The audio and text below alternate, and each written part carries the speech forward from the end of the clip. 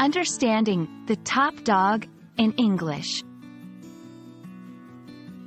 Hello everyone, and welcome to our English language learning series. Today, we're going to dive into an interesting English phrase, the top dog. This expression is used quite frequently in both business and social settings, and understanding it can help you sound more like a native speaker. So, let's get started and find out what it means to be the top dog. The top dog is an idiomatic expression that refers to a person who is the most important or has the most power in a group or organization. This phrase is often used to describe someone who is in a position of authority or who has risen to the peak of their profession. For example, if someone is called the top dog in their company, it means they are likely the boss or hold a significant amount of influence.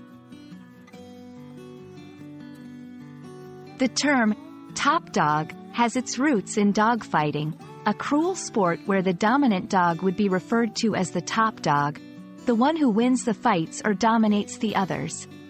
Thankfully, this practice is illegal and frowned upon, but the phrase has stuck in the English language as a way to describe a leader or winner in a more metaphorical sense. Now that we understand what the top dog means, let's look at how to use it in a sentence.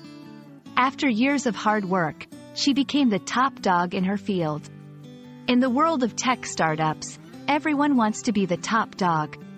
Notice how the phrase can be used in different contexts to express leadership or success.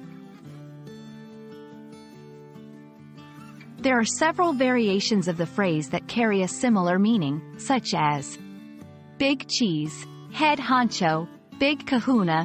Each of these can be used interchangeably with the top dog, depending on the context and tone you want to convey. I hope this video has clarified the meaning and usage of the top dog for you. Remember, learning idiomatic expressions can be a fun way to enrich your English vocabulary and sound more fluent. Thank you for watching, and we look forward to bringing you more helpful videos on English language learning.